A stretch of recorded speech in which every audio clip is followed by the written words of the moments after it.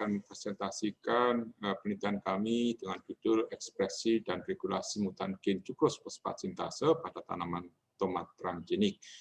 Dan ini merupakan penelitian master tesis bahwa kami sudah lama sekali melakukan penelitian terhadap enzim sukrose fosfat sintase yang merupakan enzim penentu untuk sintesa sukrosa pada tanaman, dan kami targetkan memang untuk meningkatkan pertumbuhan dan produksi tanaman tebu. Karena aktivitas enzim SPS itu diregulasi oleh sinar, maka kami juga melakukan penelitian tentang bagaimana regulasi enzim ini oleh sinar, dan penelitian kami terdahulu itu membuktikan bahwa bagian N-terminal dari enzim SPS ini itu berpengaruh terhadap aktivitas enzim SPS pada waktu ada sinar.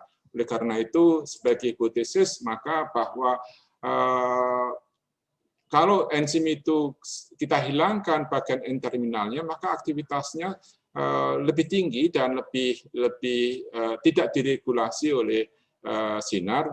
Dan oleh karena itu kami mengkonstruk gen SPS dengan dihilangkan N-terminalnya dan juga full length, dan kami menggunakan tanaman transgenik tomat sebagai tanaman model yang nantinya kita gunakan pada tanaman yang tebu yang kita targetkan. Dan kita sudah dapatkan tanaman transgenik.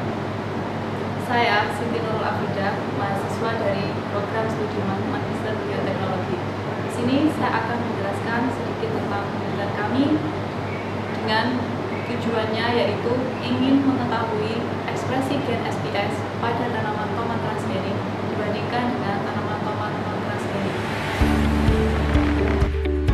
Sampel tanaman yang digunakan pada penelitian ini ditumbuhkan dalam rumah kaca SIDAS Universitas Jember dengan media tanam berupa pasir dan tanah.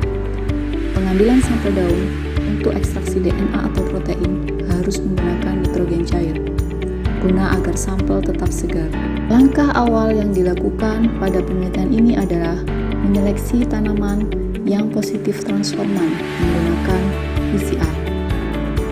PCR dilakukan menggunakan primer yang spesifik dan dilakukan dengan bantuan mesin thermocycler.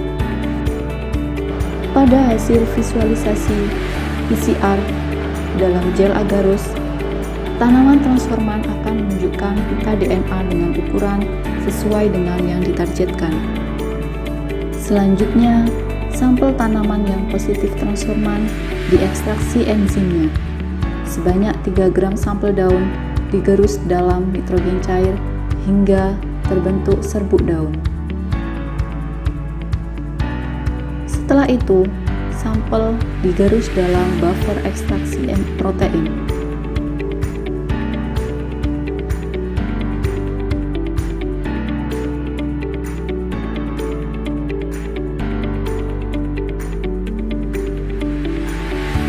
Setelah itu, ekstrak enzim dipisahkan dari debris sel tanaman menggunakan teknik sentrifugasi.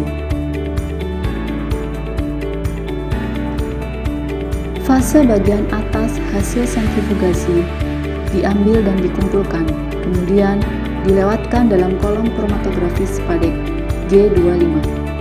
Hal ini dilakukan untuk menghilangkan molekul-molekul besar seperti sukrosa yang dapat mengganggu tahapan analisis berikutnya. Enzim yang telah diperoleh dianalisis aktivitas enzimnya. Selain itu, juga dilihat pengaruh pemberian glukos 6-fosfat serta adenosin trifosfat terhadap aktivitasnya. Pengukuran aktivitas enzim dilakukan dengan mengukur absorbansi sukrosa yang terbentuk menggunakan spektrofotometer pada panjang gelombang 520. Penelitian ini telah diseminarkan pada The Third International Conference on Life Science and Technology yang diadakan oleh Universitas Negeri Malang pada bulan September 2020.